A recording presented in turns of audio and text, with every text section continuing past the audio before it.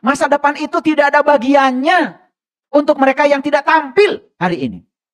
Jadi masa depan itu ditentukan oleh apa yang kita lakukan hari ini. Kan masa depan itu akan datang bergantung apa yang kamu lakukan hari ini. Tapi banyak yang melupakan saat ini demi masa depan. Setan itu menjanjikan kamu dengan kemiskinan. Mau kerja? Ya, bilang dari dalam, capek. Padahal pengen uang banyak. Pernah nggak begitu Bapak Ibu? Mau bisnis? Takut rugi. Padahal pengen untung banyak. Siapa yang sedang berbisik itu? Benar nggak kalau setan itu menjanjikan kemiskinan? Benar nggak Bapak Ibu? Jadi kalau hari ini kita miskin, berarti yang kita ikuti Allah apa setan? Nah, itu jawabannya. Nah, apa sih indikator angan-angan kosong? Pertama jelas, tidak realistis. Ya, berfokus pada hal-hal yang menyenangkan untuk dibayangkan, bukan pada kenyataan atau bukti yang ada. Kan banyak manusia itu ya, kenyataannya begini, tapi pikirannya ya berangan-angan, seolah-olah ada yang lebih sempurna dari itu. Padahal yang sempurna itu yang terjadi. Yang diangan-angani oleh pikiran, lalu kita menggunakan kata seharusnya begini, seharusnya begitu, itu yang namanya kesempurnaan, itu angan-angan kosong. Karena kesempurnaan itu tidak ada. Makanya ada orang yang mau berbuat baik, nunggu sempurna dulu. Itu sedang dijebak oleh angan-angan kosong. Ada nggak yang Bapak Ibu punya pikiran begini? Nanti saya akan berubah kalau segala sesuatunya sudah baik. Ada nggak? Ada nggak? Makin baik atau makin amburadul kira-kira? Mau belajar spiritual aja nunggu kondisi. Nanti saya mau belajar kesadaran kalau segala situasi sudah mulai membaik. Kalau pasangan saya sudah sayang pada saya. Kalau pasangan saya sudah perhatian sama saya. Baru di situ saya akan belajar spiritual. Padahal pasangannya makin liar. Makanya ada kata-kata bijak, siapapun yang menunggu, selamanya akan menunggu. Makanya jangan menunggu sempurna. Itu yang sering saya bilang, hidup itu di sini, saat ini, sekarang. Kalau mau berubah, ya sekarang saja. Maka di Quran Surat Al-Kahfi ada kata-kata begini, mereka yang mengatakan besok masih ada waktu, selamanya akan menunggu. Udah mulai terasa ya judul ini? Udah mulai terasa? Sering kita lakukan? Oke. Jadi ciri angan kosong yang kedua adalah tidak disertai usaha. Tidak melakukan tindakan apa-apa. Sama seperti sering saya bilang, Bapak Ibu, ya, ingin sesuatu membaik. Tetapi kita tidak melakukan apa-apa. Yang sederhana aja lah. Ini contoh ini sering saya ulang-ulang. Ingin pasangan membaik. Ya, apa yang dilakukan? Memaksa pasangan harus seperti yang kita mau. Bikin aturan-aturan khusus buat dia. Makin baik atau makin berantem? Makin berantem. Pengalaman kan? Tapi kita nggak mau berubah. Tetap aja mencoba mengatur yang di luar. Padahal sudah saya kasih ilmunya. Sekalipun itu pasangan kita, kita tidak bisa mengendalikan dia. Kita tidak bisa mengendalikan pikirannya, perasaannya, kata-katanya, sikapnya. Tetapi pikiran kita terhadap dia bisa nggak dikendalikan? Perasaan kita terhadap dia bisa dikendalikan. Pemanaan kita terhadap dia bisa dikendalikan. Ayo pasangan kita mau definisikan apa menurut kita? Bebas. Mau dianggap guru bisa. Betul nggak? Mau dianggap sebagai musuh juga bisa. Dan semua definisi itu akan mempengaruhi cara kita bereaksi terhadap dia. Kan sebetulnya kenyataan itu tidak berbahaya. Kan yang berbahaya itu reaksi kita terhadap kenyataan. Sikap kita terhadap kenyataan. Betul? Oke. Banyak gak yang menginginkan sesuatu tambah baik? Banyak? Tetapi apa yang dilakukan? Tidak melakukan apa-apa. Padahal ilmunya sudah tahu. Semua situasi di luar kita akan baik kalau kita mengubahnya ke dalam. Bukan keluar. Tapi gak mau melakukannya. Di salah satu judul ceramah saya, ya, saya menyampaikan ada 7 jalan baru. Salah satu jalannya adalah daripada kita memaksakan cinta, lebih bagus kita mengungkapkan cinta. Ada yang pernah dengar gak itu? Apa yang dilakukan Bapak Ibu? Memaksakan cinta, bahkan merengek-rengek minta cinta pada orang yang jelas-jelas dia nggak punya cinta. Orang yang nggak punya cinta itu tidak mungkin bisa mencintai. Tetapi dia akan tumbuh cintanya kalau dicintai.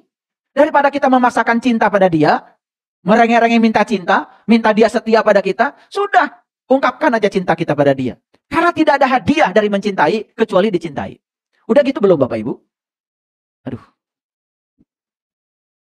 Berarti masih angan-angan kosong. Jadi kayaknya penting ya judul ini ya.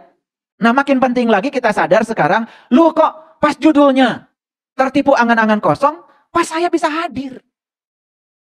Ini jangan-jangan judul ini emang buat saya. Itu namanya resonansi. Kok judul yang kemarin saya nggak bisa hadir? Ada gangguan. Giliran judul ini saya bisa hadir. Dari pagi lagi hadirnya. Ini kayaknya judul buat saya. Itu namanya synchronize. Itu namanya sinkronisasi. Yuk kita percaya. Dengan konsep Nikola Tesla. Bahwa segala sesuatu adalah vibrasi, ya, frekuensi, energi. Dan kita sekarang ini sedang berada dalam ya resonansi. Karena frekuensi kita sama. Clear sampai sini? Nah, angan-angan kosong ini bukan sekedar tidak realistis, bukan sekedar tidak disertai usaha, tapi malah justru menyesatkan. Menyesatkan berarti apa? Menjauhkan diri kita dari jalan yang benar, sehingga kita terlena dengan janji-janji palsu. Bapak Ibu, mohon maaf ya. Hidup itu kapan? Pinter ya. Kapan? Sekarang. Ya. Tapi banyakkah di antara kita yang lebih percaya pada janji-janji masa depan, lalu melupakan saat ini? Ada nggak? Kayaknya semuanya deh. Betul nggak? Karena ada yang mengatakan begini. Mohon maaf ya. Dunia itu bukan buat orang beriman. Orang beriman mah nanti. Di sana. Dunia buat orang kafir. Gitu. Belangsak nggak? Padahal di Quran tidak ada pernyataan itu. Itu angan-angan kosong. Malah di Quran dikatakan, wabtaghi fima atakallahu darul akhirah wala tansa nasibaka minad dunya. Tahu nggak akhirat? Akhirat itu hari kemudian. Akhirat itu masa depan. Dan masa depan tidak ada haknya buat mereka yang tidak tampil hari ini. Setuju nggak dengan saya? Ulangi ya, ulangi. Masa depan itu tidak ada bagiannya untuk mereka yang tidak tampil hari ini. Jadi masa depan itu ditentukan oleh apa yang kita lakukan hari ini. Realistis. Tapi mereka yang melupakan hari ini, berharap masa depannya lebih baik, itulah angan-angan kosong. Paham sampai di sini? Nah kalau itu dipakai oleh kita, menyesatkan nggak kira-kira? Menyesatkan. Nah sekarang saya kasih pertanyaan. Ya, kalau sulit, bilang aja sampai saya sulit pertanyaan. Jujur ya, jujur. Ini yang beragama Islam, setiap hari sholat kan? Oke. Jujur ya, jujur. Tapi harus jujur ya jawabnya. Itu sholat itu untuk nanti atau untuk sekarang? Hah? Buat nanti? Oh. Atau diganti pertanyaan deh. Sholat itu buat surga atau buat akhlak? Buat surga. Oh. Padahal Nabi Muhammad udah jelas. Innama bu'istu liutamima makarimal akhlak. Aku diutus ke dunia ini untuk memperbaiki akhlak. Supaya akhlak kalian itu karim. Mulia. Saya namanya Saiful Karim. Kan makarimal akhlak itu ada kata karim di situ. Jadi saya malu kalau namanya karim, tapi saya tidak mulia. Kan itu doa dari bapak saya, dari leluhur saya. Nah sekarang ulangi lagi. Nabi Muhammad diutus ke dunia untuk apa? Menyempurnakan akhlak. Supaya akhlaknya karim, akhlaknya mulia. Kata siapa? Kata Nabi Muhammad. Kata Quran. Kalian tuh makanya ini ngaji bertahun-tahun gak ada bekasnya. Itu hadis. Udah dibacakan hadisnya malah sama saya. Innama bu'istu liutamima makarimal akhlak. Aku datang ke dunia ini diutus Tuhan. Tujuan Tuhan mengutusku itu cuma satu. Memuliakan akhlak. Nah untuk memuliakan akhlak, Nabi Muhammad ya diberi instrumen oleh Allah. Salah satu instrumennya adalah sholat. Makanya jelas di Quran, sholat itu adalah untuk mencegah manusia dari keji dan munkar. Sekarang saya tanya lagi, jadi sholat itu untuk sekarang atau untuk masa depan? Ya untuk sekarang.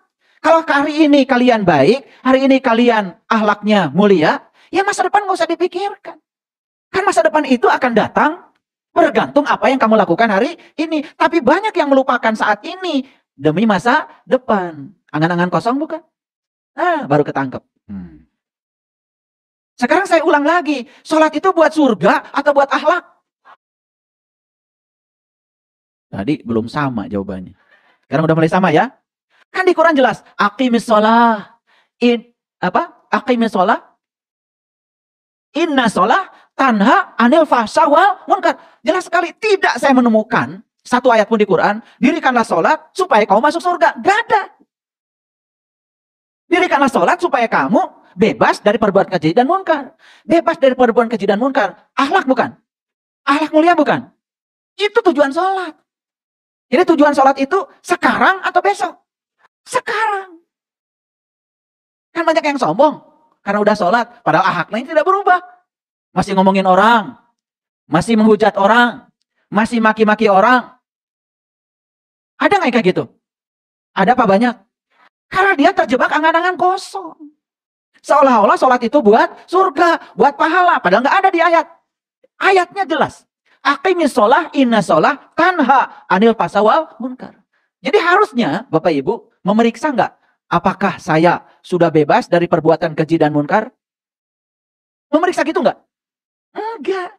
Malah jadi sombong. Seolah-olah punya tabungan di masa depan. Padahal sekarang akhlaknya ambu radul. Kira-kira ngerti sampai situ? Oke, itu baru contoh sederhana. Ya, makanya angan-angan kosong menyesatkan nggak? Menyesatkan. Nah, yang keempat, angan-angan kosong berbahaya nggak? Berbahaya. Menimbulkan kelalaian, menimbulkan penderitaan, menimbulkan penyesalan di kemudian hari. Coba orang yang punya pandangan, bagian kita bukan di sini, bagian kita mah nanti.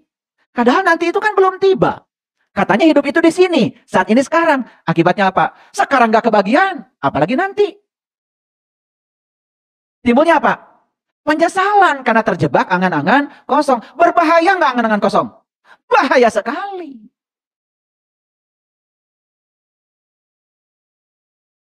Makanya muncullah orang-orang yang sombong. Padahal dia itu sedang berada dalam angan-angan kosong. Paham sampai sini? Oke. Ini baru pengertiannya. Oke, sekarang perhatikan. Ada ayat yang bagus nih. Di surat Al-Baqarah. Ayat 268. Ini harus saya bacakan bahasa Arabnya. Karena banyak yang ragu-ragu. Biar saya nanti terjemahkan pelan-pelan ya. A'udzubillahi minasyaitonirrajim. Bismillahirrahmanirrahim. Asyaiton ya'idukumul faqra. Setan itu menjanjikan kamu dengan kemiskinan. Ini Quran. Pernah baca ayat ini Bapak Ibu? Kasihan. Ini gara-gara one day one judge ini. Bergerak cepat tapi tidak bergerak maju. Saya baca Quran setiap hari jam 1 sampai jam 4 subuh itu Bapak Ibu. Paling satu ayat aja udah gak kelar-kelar itu. Hanya hangat-hangat air mata aja kalau baca itu. Gak bisa saya baca banyak-banyak. Makanya di dalam kitabnya Fihi Ma Fihi itu dijelaskan bahwa kitab suci ini seperti bawang merah. Dikupas luarnya, ada lagi. Kupas lagi, ada lagi. Kupas lagi, ada lagi. Dan yang terakhir, kalau ibu-ibu ngupas bawang merah, yang terakhirnya kan cuma air mata. Betul nggak? Ya. Yang terakhir kita memasuki kekosongan. Sampai kita tidak merasa apa-apa. Tidak merasa tahu apa-apa. Makanya orang yang tinggi ilmunya, semakin dalam dia belajar, dia semakin tidak tahu apa-apa.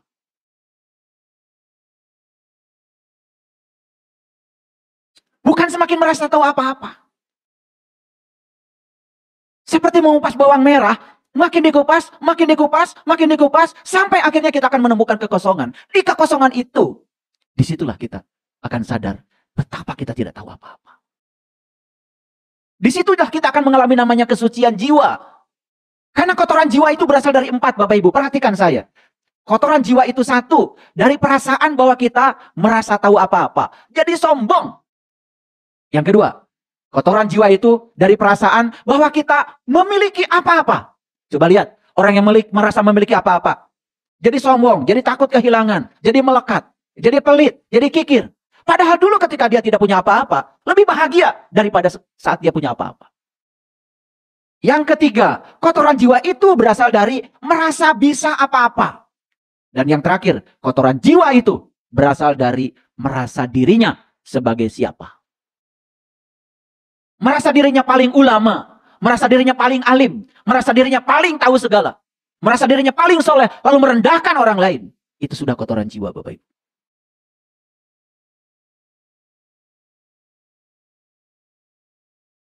Jadi Quran surat Al-Baqarah ini mengatakan bahwa asyaiton ya'idukumul faqra. Fakir, setan itu menjanjikan kamu dengan kemiskinan. Mau kerja? Ya, bilang dari dalam, ah capek. Padahal pengen uang banyak. Pernah nggak begitu Bapak Ibu? Mau bisnis? Ah, takut rugi. Padahal pengen untung banyak. Siapa yang sedang berbisik itu? Benar nggak kalau setan itu menjanjikan kemiskinan? Benar nggak Bapak Ibu? Jadi kalau hari ini kita miskin, berarti yang kita ikuti Allah apa setan? Nah, itu jawabannya.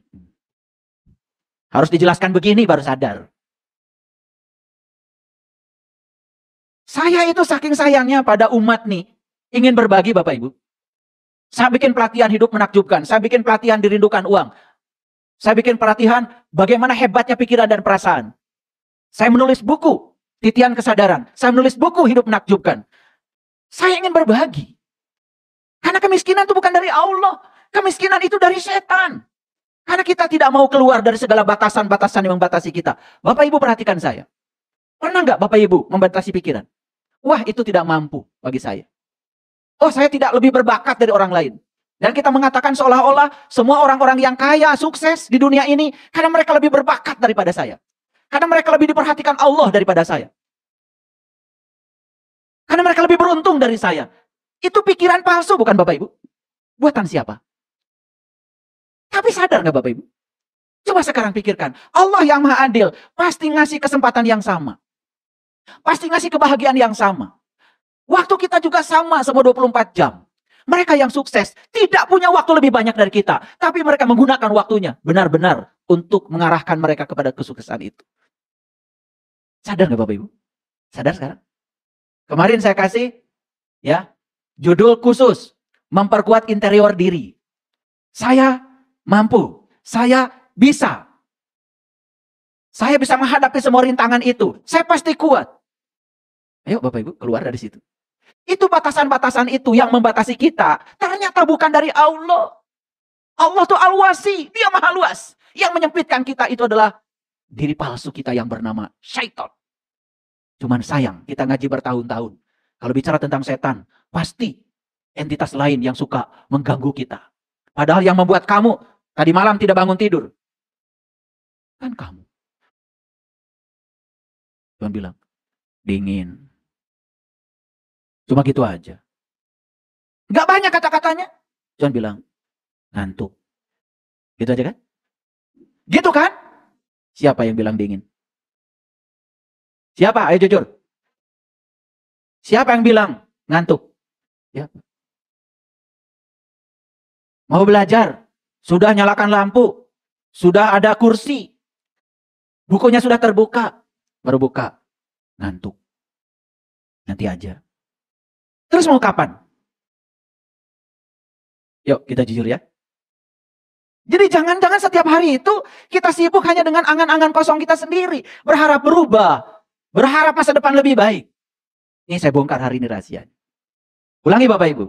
Asyaiton ya'idukumul faqra. Setan menjanjikan kamu dengan kemiskinan. Jadi miskin berasal dari siapa? Setan.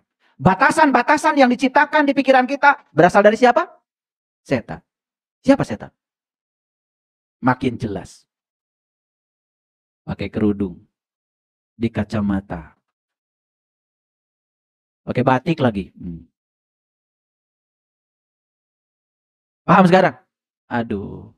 Ini saya buka ya kesadarannya. Yuk lanjutkan. Ya. Wa ya'murukum bil fahsya. Dan menyuruh kepada fahsya. Kan sholat itu tadi saya jelaskan. Aqimis sholat. Inna sholat. Anil fasa wal munkar. Fasa itu jahat.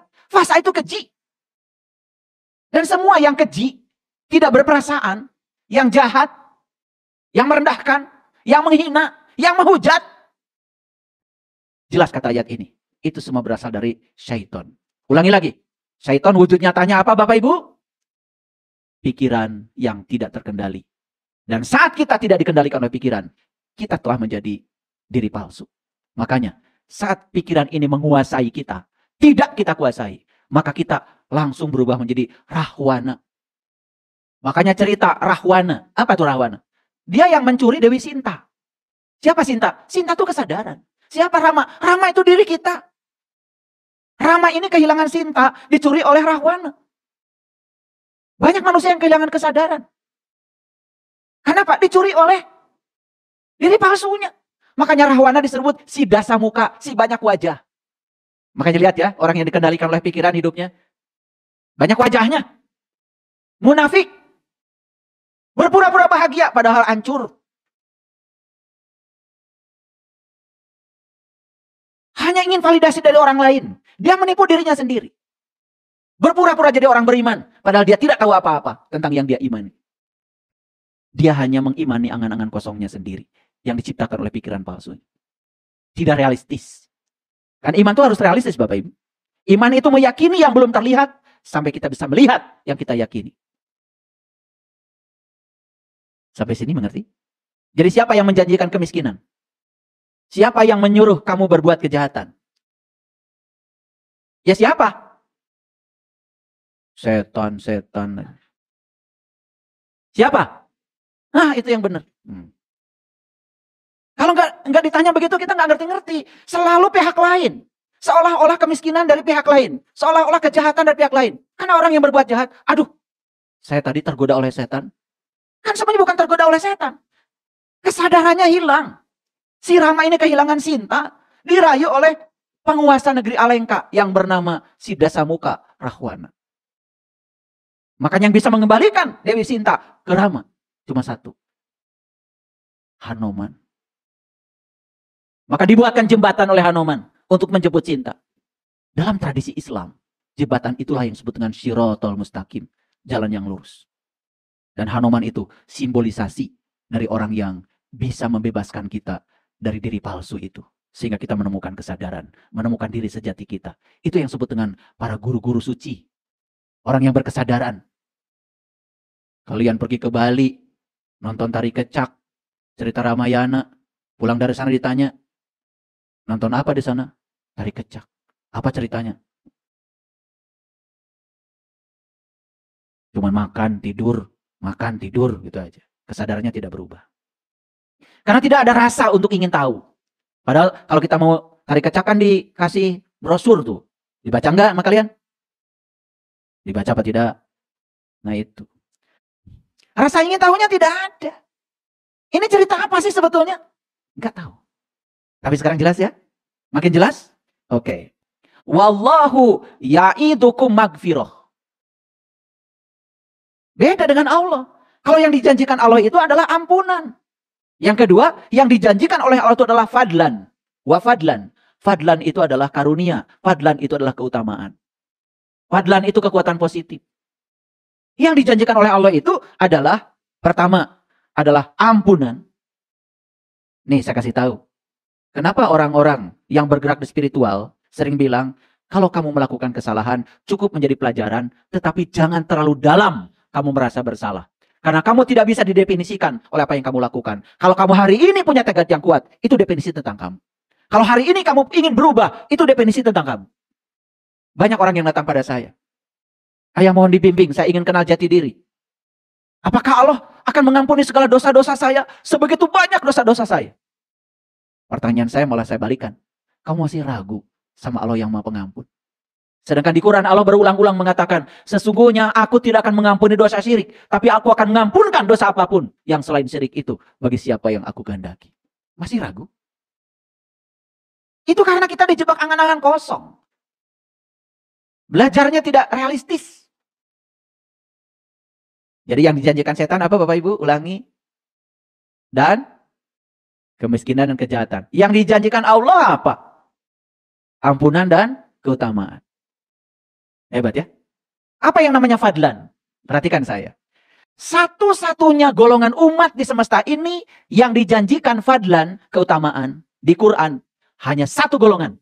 Nama golongan itu adalah Bani Israel.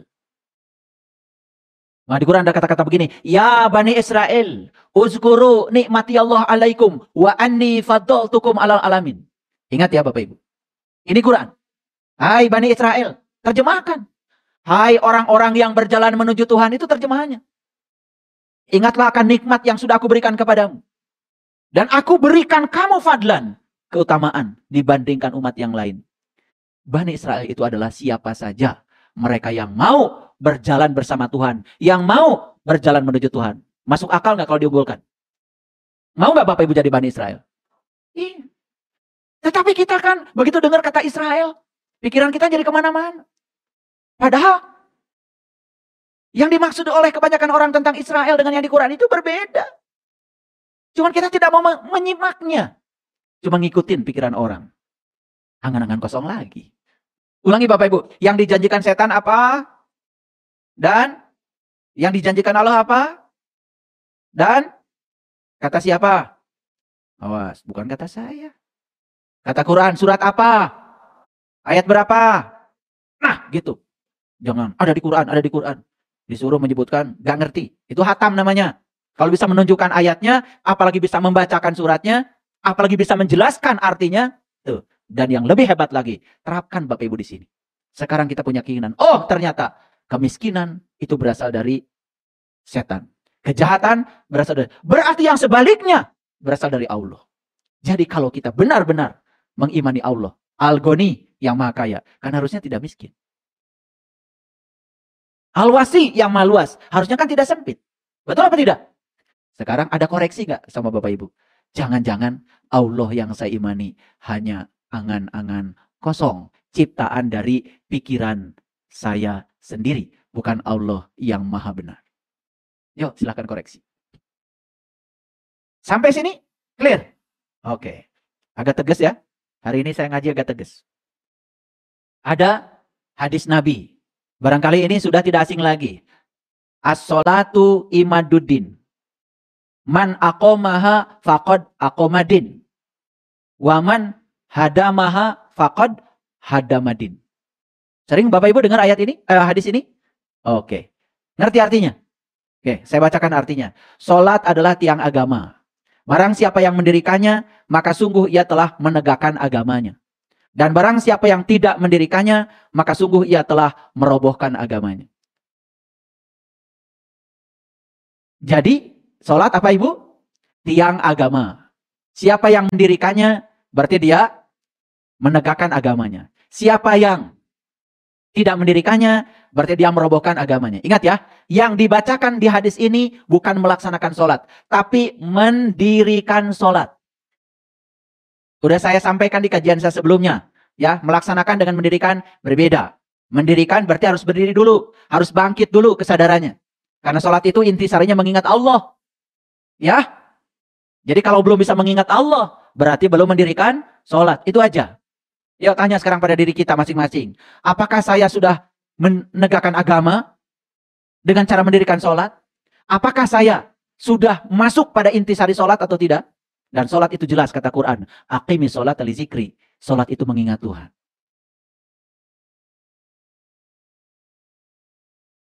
Ada koreksi nggak Bapak Ibu? Ada koreksi nggak pada diri kita saat ini? Jangan-jangan saya baru melaksanakan. Saya belum mendirikan. Coba telusuri itu.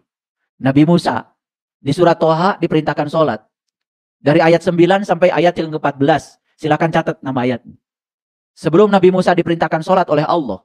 Dalam satu perintah dalam Al-Quran. Innani anallah. La ilaha illa ana fa'budni. Wa aqimi sholata li zikri. Nabi Musa itu diundang dulu oleh Allah. Untuk memasuki Al-Muqaddasi tua. Al-Muqaddasi tua itu tempat suci. Tua. Dan sebelum Nabi Musa diundang untuk memasuki Al-Muqaddasi tua. Baitullah yang sejati. Ada perintah buat Musa dari Allah. Fahla na'laika. Lepaskan kedua terompahmu. Terompah itu Bapak Ibu kiri kanan. Benar salah, baik buruk. Itu adalah yang memperbudak kita selama ini. Lepaskan dulu itu. Karena itu yang mengotori jiwa kita.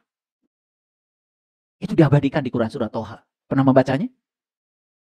Pernah membacanya? Pernah menganalisisnya? Nah, loh.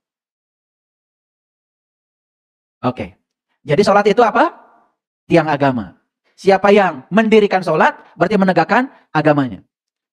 Siapa yang tidak mendirikan sholat, berarti dia merobohkan agamanya. Sekarang saya kasih pertanyaan sebelum saya jelaskan. Sholat tadi tujuannya apa? Surga apa akhlak? Akhlak. Surga apa akhlak? Akhlak. Jadi sholat itu hasilnya nanti apa sekarang?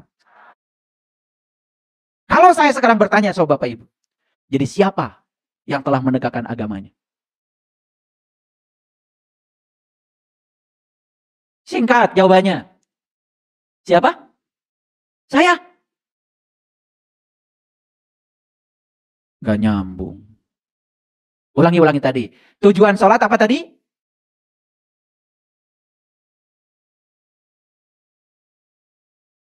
Aqimis sholat, inna sholat tanha anil fasawal munkar.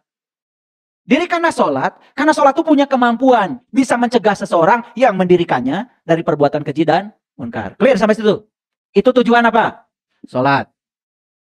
Nah kalau dirangkum tujuan sholat itu berarti akhlak. Clear? Supaya manusia tidak melakukan perbuatan keji dan munkar. Clear sampai situ? Oke. Sholat itu tiang agama.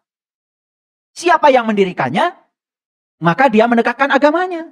Dan siapa yang tidak mendirikannya, dia merobohkan agamanya. Jadi siapa yang menegakkan agama itu? Siapa? Yang sudah terbebas dari perbuatan keji dan munkar. Yang akhlaknya sudah beres. Itu yang menegakkan agamanya. Masuk akal? Aduh, bikin kesimpulan gitu aja. Ternyata ya, keterampilan berpikir kita ini memang tidak terlatih. Ulangi. Sholat tujuannya mencegah perbuatan keji dan munkar. Kata siapa? Kata Al-Quran. Jadi tujuan sholat itu akhlak. Akhlak yang mana? Akhlak yang mulia. Clear sampai situ? Kata hadis, siapa yang mendirikan sholat berarti menegakkan agamanya. Siapa yang tidak mendirikannya, merobohkan agamanya. Jadi kalau ada orang, mohon maaf, katanya sudah sholat. Tetapi dia masih melakukan perbuatan keji dan munkar. Dia menegakkan agamanya atau merobohkan agamanya? Nah, mulai pintar sekarang. Masuk logikanya. Ini karena jarang dipakai ini pikiran tuh memang betul ya. Pikir duit terus. Udah gitu duitnya nggak datang-datang lagi. Jadi masuk akal Bapak Ibu. Nah, kalimat sederhananya adalah ciri orang yang sudah mendirikan sholat itu akhlaknya bagus. Dan orang yang akhlaknya bagus, dia sudah menegakkan agama. Berarti kalau ada orang, mohon maaf ini oknum barangkali, betul nggak? Rajin sholat, ya, tetapi masih melakukan perbuatan yang keji, yang munkar. Bahkan, ya, anak-anak asuhannya sendiri, dia nodai, dia makan.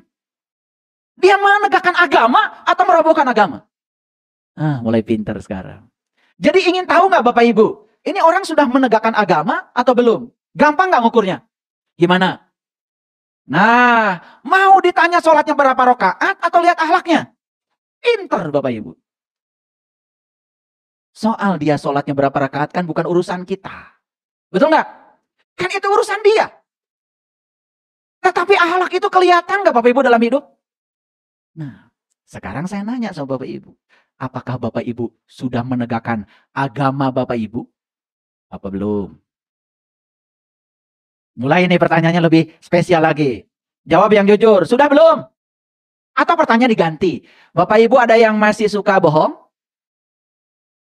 Itu keji itu. Bapak Ibu ada yang masih suka membicarakan keburukan orang lain? Itu keji itu. Fitnah itu. Ada yang suka menyakiti orang lain nggak Bapak Ibu?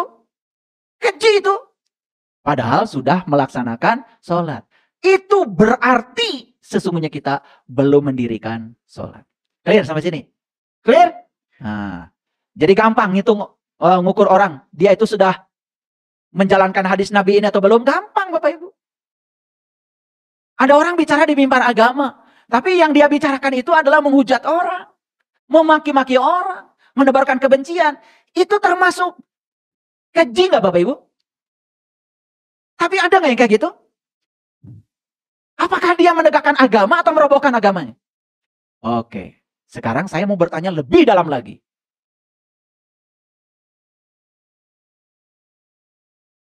Bapak Ibu merasa sedih nggak sekarang? Kalau anak-anak muda yang sekarang ini sangat meremehkan agamanya. Jadi, dan kenapa mereka tidak menghargai agamanya? Apa yang salah dengan agamanya? Apakah salah agamanya atau salah para penganutnya? Begitu tidak ada keteladanan lagi, begitu tidak ada lagi yang bisa dibanggakan, wajar gak kalau mereka tidak menghormati agamanya? Pernah dengar gak Bapak Ibu? Kasus-kasus yang sekarang sedang berkembang. Konon katanya bahkan haji yang disebut perjalanan suci pun bisa dipermainkan. Padahal itu adalah perjalanan suci. Saya yakin itu. Yang ngurusnya sholat. Yang berangkat juga sholat. Pada rajin. Tapi kenapa itu terjadi? Kira-kira jawabannya sudah terjawab Bapak Ibu? Ayat yang tadi. Siapa yang menjanjikan kejahatan dan kemiskinan? Siapa yang menjanjikan ampunan dan keutamaan? Pintar ya Bapak Ibu tuh ya kalau ditanya.